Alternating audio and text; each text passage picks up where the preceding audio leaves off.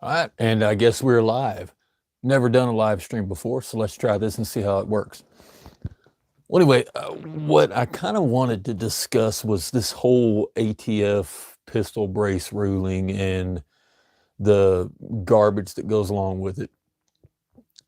It's pretty ridiculous to say the least.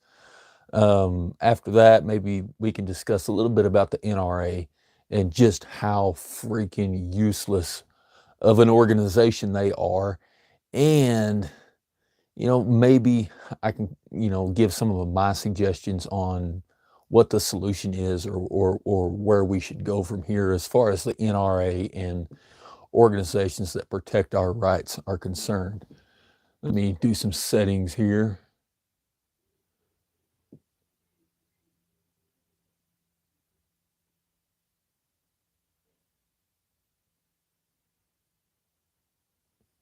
Can't figure out how to get the comments to come up on this, but I don't have any actual viewers right now anyway, so I guess it doesn't matter. Then after that, maybe we can discuss some of the absolute craziness that's going on with the YouTube gunpocalypse.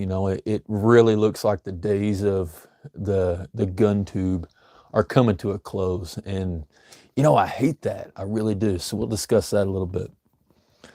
Okay, well, first of all, this whole ATF pistol brace ruling. So as many of you, probably all of you know, the ATF has decided that after years and years of them being just fine, that pistol braces are no longer allowed, or they are allowed, but you need to send us all kinds of photographic evidence and the whole mess that goes with turning that into an SBR, an NFA weapon. But don't you worry, we'll give you the free tax stamp. You don't have to pay the $200, whatever, that is what it is. Now, the courts just recently ruled that the ATF does not have any authority to make law. They can enforce what's there, but they don't make law. That is left to the responsibility of Congress and legislation. They are part of the executive branch, not the legislative branch. So for them to do this just days after the whole bump stock thing, the ruling that they made against the bump stock, just days later they come out with this crap of a ruling for these pistol braces is really pretty brazen. And it kind of goes to tell you what exactly the ATF and their goals actually are. Could you imagine if maybe, I don't know, let's take another agency like the DEA were to do things such as the ATF, like constructive intent? You can go to jail for a constructive intent, meaning you have the parts and the means available to make a legal firearm into something that would be classified as a class 3 firearm or something that's otherwise not legal. Could you imagine if the DEA were to do that sort of thing, where if you have, Sudafed and, a chemistry set, so you've got some beakers and test tubes and things like that. Your kid got a chemistry set for Christmas, and the DEA come in and say, well, you have constructive intent to be able to manufacture methamphetamine. We're going to take you to prison. That would be ridiculous. We would lose it over that. Or, if the FBI were to say, well, you have this particular Linux program downloaded on your laptop, that means that you had constructive intent to do hacking, that you were going to use your computer to hack into something. Everybody would lose their minds over that. But when the ATF does the exact same thing, it's okay. I don't get it. I don't get it at all. And This is just one more step in the constant overreach that the ATF does. I have a pretty good certainty that this is going to be overturned in court. Guns and Gear did a great write-up on this. They've been, keeping tabs of it in different lawsuits and stuff that are going through. Armed and Nerded is a podcast that was just recently started by the VSO Gun Channel. He put out a really good podcast on that today.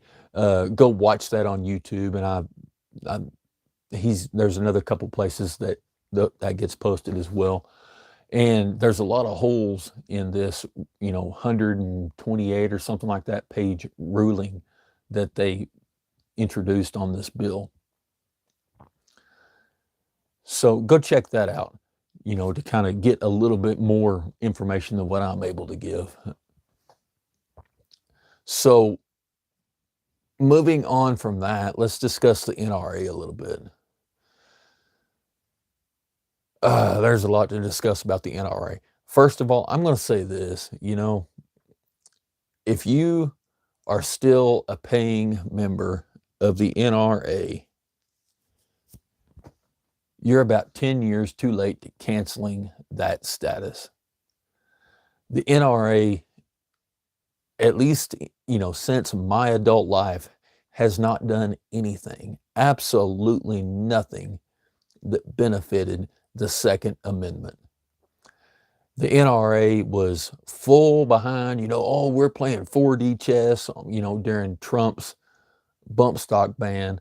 They didn't do anything at all other than, give a speech and a strongly worded letter with all of the Obama stuff going on. And they're not doing anything, and they're not going to do anything at all with this. I have zero interest in donating a single dime to the scum that is the NRA. Now, there's, Gun Owners of America and several others, that you can donate to.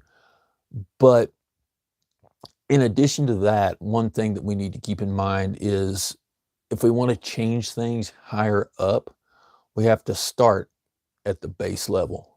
We got to start at the bottom. Get yourself squared away.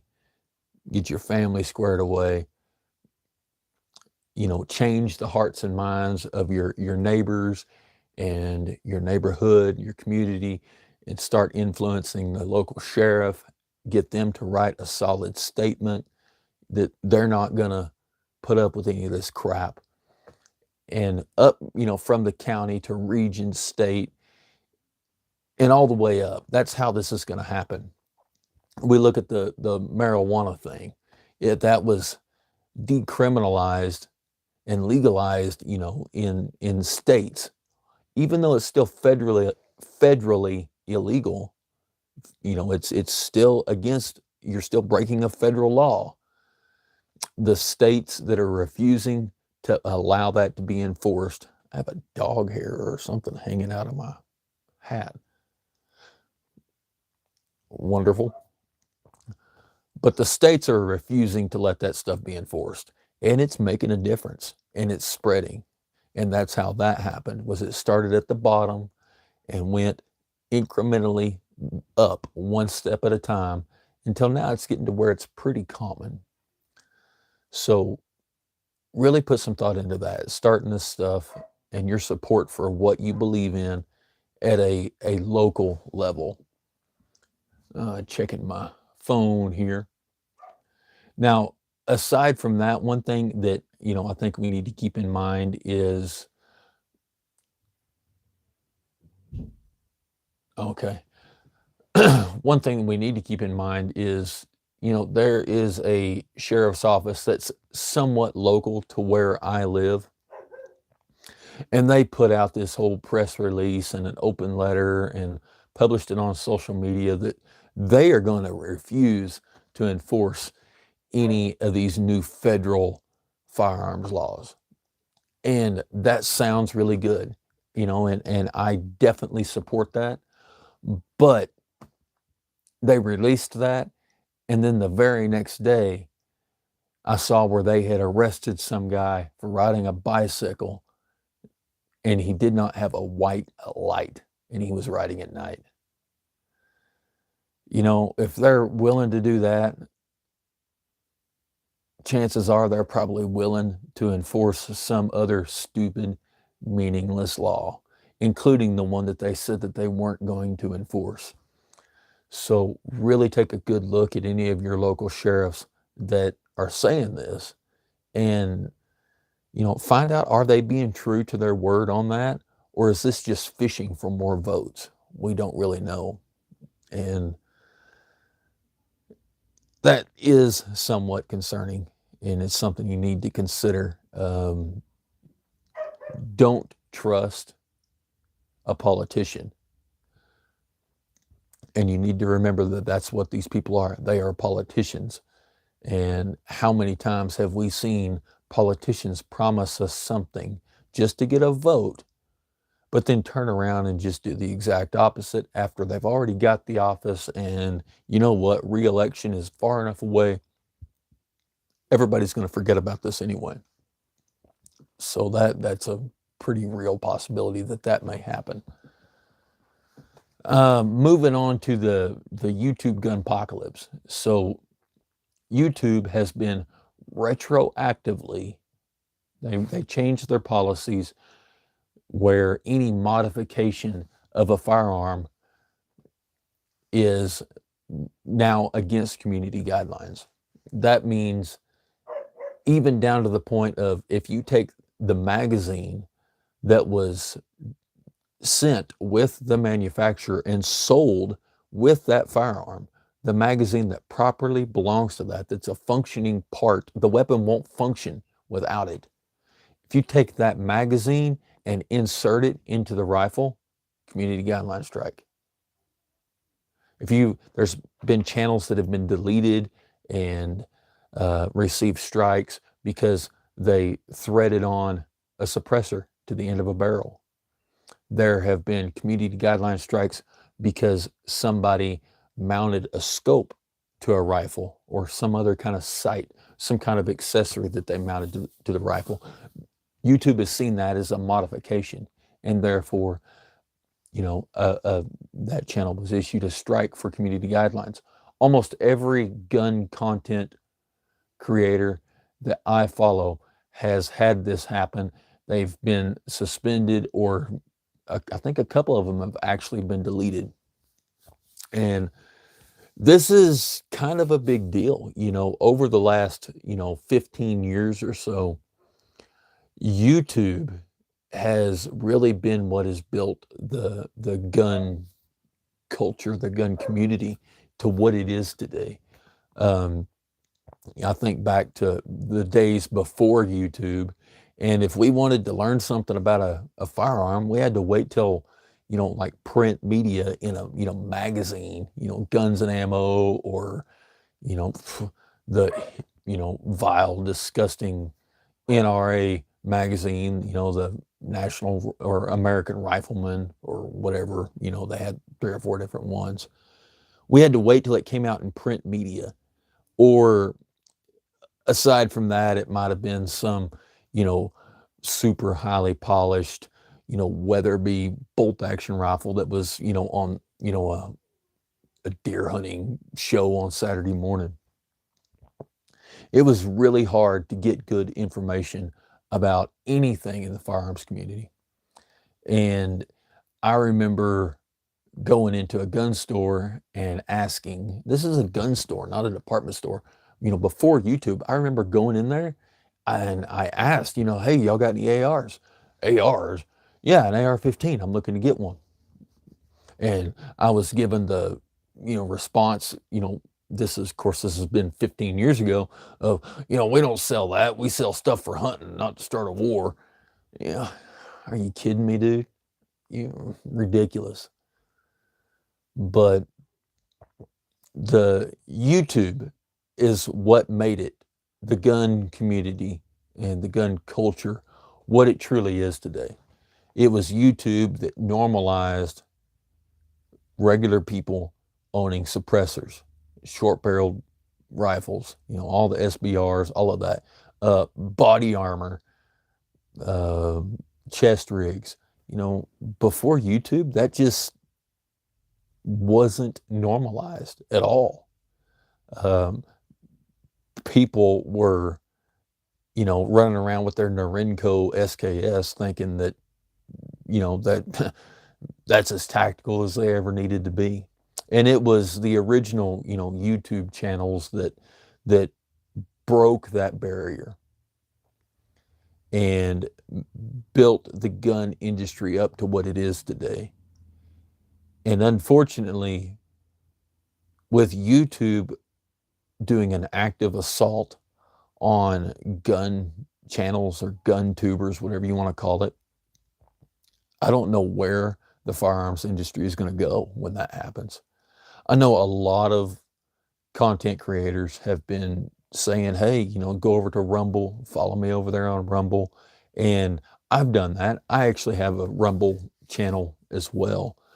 But there's just not any traffic over there, you know. So maybe if, you know, we can all try to get over there and start giving them some traffic. Because the fact of the matter is, there has to be money coming in from content to make good content possible. We wouldn't watch Garand Thumb. We wouldn't watch, you know, Mr. Guns and Gear if they weren't able to evaluate awesome equipment. If they didn't have the time to go out and do all the testing and evaluations of that stuff. Is there a little bit of shill stuff going on, you know, getting free product and things of that nature? Well, yeah, you know, but I guarantee it's not near as bad as it was before YouTube, when the only thing that we had was, you know, in a print media magazine, you know, or possibly some forum where some guys just simping for a, you know, whatever gun company you can imagine. And we need to keep that in mind, that the money that they make from doing these product evaluations and reviews and testing, and the sponsorships for the ammo, the money that they get from ad revenue, and in some cases, paid reviews from a manufacturer of something or another. That's what makes all of this free content, free to us content possible. Somebody may receive a firearm and accept money for reviewing that firearm. That is absolutely to be expected. But the money that they receive from reviewing that firearm is what funds the purchase of the next 4 or 5 that they're going to review. Maybe they receive a rifle from company A to you know, get to do a paid review on. And every gun tuber I watch is open about it. They're willing to tell you, yeah, I did that. But the money that they receive from that gives them the ability to, you know, buy a suppressor, buy a red dot, or a rifle scope, or something along that lines. It gives them the ability to be able to buy that and give a review on that. And there just really aren't that many, you know, gun tubers out there that are straight shills. They're out there, yes, but you can generally tell which ones they are, and you can generally tell which ones you can trust. So keep that in mind. You know, go follow them on Rumble and give them some traffic. If they have a Patreon, I know it's expensive. There's only a couple channels that I, you know, subscribe to on Patreon, but if at all possible, try to do something to support these guys.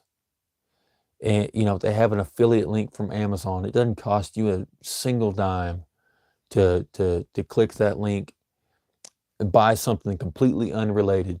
If they have a link for a, you know, a screwdriver, just for lack of something better to say. And you click the link, their Amazon link for that screwdriver, and then that takes you to Amazon.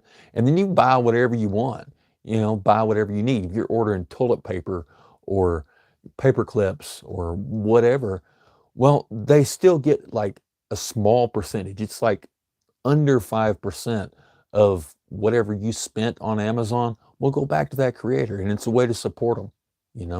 And if enough of us can do things like that, well, maybe they don't have to take so many paid good reviews. We've been so spoiled by this free content that we've forgotten that these people need to be funded somehow. So I guess that's all I have to say about that. Well, anyway, like I said, this is my first live stream. It doesn't look like I've had anybody come into it, which, okay, that's fine. Now then, the big question is how do I actually end this thing? Because I have no idea.